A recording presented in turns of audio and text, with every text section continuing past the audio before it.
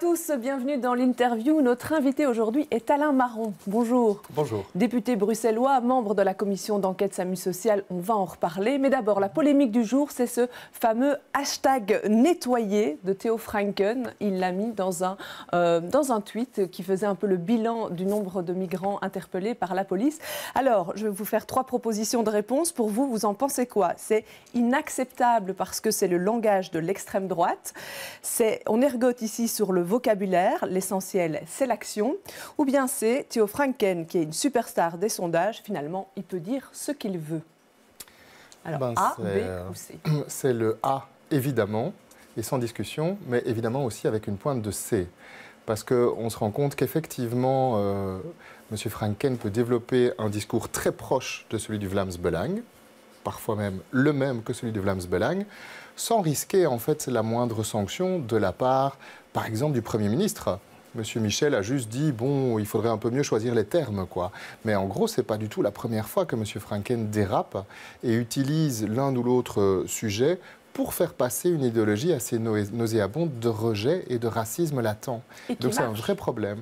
Alors qui fonctionne sans doute dans une certaine mesure pour la NVA, puisqu'on sait qu'il y a une concurrence électorale entre la NVA et le Vlaams Belang. Et donc j'imagine que M. Franken essaye de récupérer des électeurs du Vlaams Belang. Néanmoins, quand même pas oublier que les personnes qui se retrouvent au parc Maximilien sont des personnes qui ont fui. Elles ont en général fui la guerre, les dérèglements climatiques, des problèmes importants. Elles sont arrivées là après des longs parcours douloureux. Et notre devoir, c'est de les aider. La première chose que nous devons faire par rapport à ces personnes, c'est quand même se préoccuper de leur santé, de leur bien-être, un minimum quand même. Ça, c'est un devoir qui est vital de tout être humain par rapport à tout être humain. Il ne peut être question de considérer ici ou d'utiliser des langages comme ceux du nettoyage, quoi. C'est totalement insultant. Et qu'est-ce que vous pensez des opérations de police qui ont eu lieu? Il y a eu pas mal d'interceptions de migrants, 190 sur un mois, par une action assez énergique de Bruxelles et de la zone Bruno. Quelle est votre réaction par rapport à cette action policière? Mais donc, pour nous, ce qui est important, et Médecins du Monde a sorti un communiqué qui va dans ce sens-là, c'est d'essayer de faire en sorte qu'on évite des drames humanitaires. Parce que qu'est-ce qui se passe quand on renvoie des gens vers l'extérieur? On ne les renvoie pas vers leur pays d'origine. Bien souvent, on les renvoie vers le dernier pays où ils ont été accueillis ou par lequel ils sont passés. Donc vers la France, l'Allemagne, la Grande-Bretagne, que sais-je. On divise des familles. Le cas échéant, on laisse des enfants seuls dans la ville. Est-ce que c'est vraiment ça le modèle de société que nous voulons promouvoir? Qu'est-ce qu'il faut faire ici? On les laisse errer autour de la gare du Nord, de l'Office des étrangers? On ne les laisse pas du tout errer. Il est hors de question de les laisser errer, évidemment. C'est la responsabilité du gouvernement fédéral de les prendre en charge. Pas de les pourchasser, mais de les prendre en charge et de les aider. Et puis par la suite, de voir s'ils sont éligibles à un statut de réfugié ou pas. Alors, commission d'enquête SAMU Social, il y a encore eu une réunion ce matin. On y a parlé notamment de Pascale Peretta, qui était l'ancienne directrice du SAMU Social, en congé sans solde. Elle envisage de revenir. Est-ce que pour vous, c'est quelque chose de possible? Non, je pense que personne n'imagine vraiment que Pascale Peretta puisse revenir à la direction du SAMU Social. Pourtant, il y aurait droit légalement. Alors en fait, quand elle est devenue présidente du CPS, grâce à l'appui du PS et du MR et de la majorité PS-MR, parallèlement, il y a une négociation sur le fait qu'elle puisse réintégrer le SAMU Social si elle perd la présidence du CPS. Il y a une convention en ce sens. Et donc, voilà, c'est déjà très questionnant. Mais donc, Mme Peretta a décidé d'activer cette convention. On pense bien que ce n'est pas pour revenir, mais c'est pour avoir une prime de sortie, pour qu'on lui paye un préavis qu'elle ne presterait pas. C'est visiblement ça son objectif. Les chiffres qui courent, on serait de l'ordre de 400 000 €, évidemment, à vérifier pour cette prime. Qui devrait payer ça? Un coût salarial de 400 000 €. Nous avons dit qu'il était hors de question que ce soit les pouvoirs subsidiants qui payent, le public qui paye ça, et la région qui paye ça. Et du reste, nous avons eu ce débat en commission d'enquête ce matin, et l'administration de la COCOM, qui n'est pas politique, a bien répété que de son point de vue, en tout cas, ce type de dépense n'est pas éligible. On peut financer le salaire de Mme Peretta, mais pas pour qu'elle ne travaille pas. Or ici, il s'agirait qu'elle ne travaille pas et qu'elle ne preste pas, évidemment, puisqu'elle ne peut recouvrer la direction. Donc c'est le SAMU Social lui-même qui devrait prendre ça en charge si on en arrive là? Alors, il faudrait, dans tous les cas, essayer d'éviter qu'on doive payer cette prime à Mme Peretta, parce que, d'un point de vue éthique, ça semble quand même assez difficile d'imaginer qu'elle touche une sorte de parachute.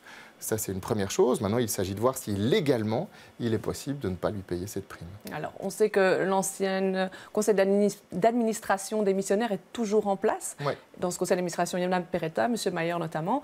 L'ancienne AG est toujours en place. Est-ce que le gouvernement peut contraindre à la dissolution? On sait qu'ils ont envoyé un courrier invitant à ce que ça avance sur ce dossier-là. Est-ce qu'il peut y avoir un pouvoir de contrainte? Il ne peut pas y avoir un pouvoir de contrainte direct sur la SBL. Néanmoins, la COCOM subventionne à hauteur de 10 millions d'euros le SAMU social, ce qui lui offre quand même une possibilité de négociation et d'exiger un certain nombre de choses. Mais surtout, ça fait des mois maintenant qu'on dit que le conseil d'administration doit être changé, l'Assemblée générale doit être changée. Et je constate qu'il y a un blocage. Et pourquoi est-ce qu'il y a un blocage, de notre point de vue? Parce que le gouvernement est en opposition avec le reste du secteur, et le SAMU social aussi. Le gouvernement essaye apparemment de faire rentrer dans le conseil d'administration du SAMU social d'autres acteurs de lutte contre le sans-abrisme.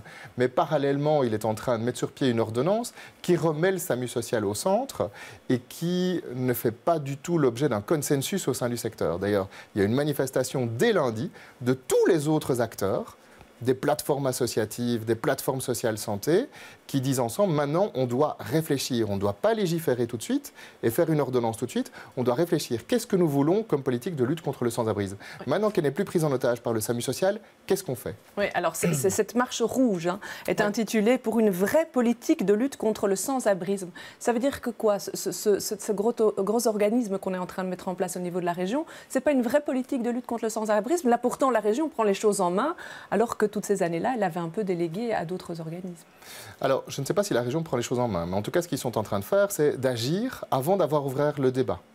Or, il faut d'abord ouvrir le débat avec les responsables des secteurs, pas seulement le SAMU social.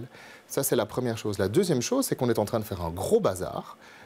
L'ambition du gouvernement, c'est de faire vraiment un gros bazar qui mélangerait l'opérationnel, c'est-à-dire l'opérateur qui mène la politique d'urgence, mais en même temps l'opérateur qui coordonne, qui contrôle, qui analyse.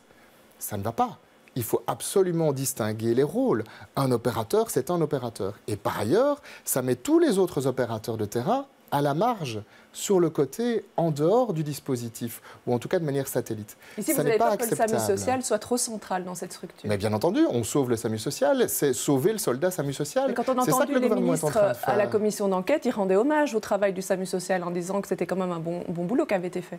Alors le problème, les travailleurs de terrain du SAMU social, ils ont beaucoup de courage. Ils travaillent dans des situations difficiles, avec un public difficile. C'est vrai.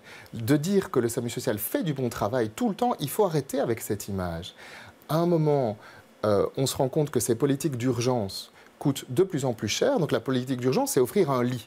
Et puis le matin, vous partez et vous n'avez pas de solution structurelle. Le fameux plan hiver, notamment. Oui, mais donc c'est ça en fait, c'est là qu'on met l'essentiel de l'argent. Mais cette politique-là, elle n'apporte aucune solution, elle coûte de plus en plus cher. On fait exploser les budgets et on ne trouve aucune solution. Il n'y a pas de diminution du sans-abrisme.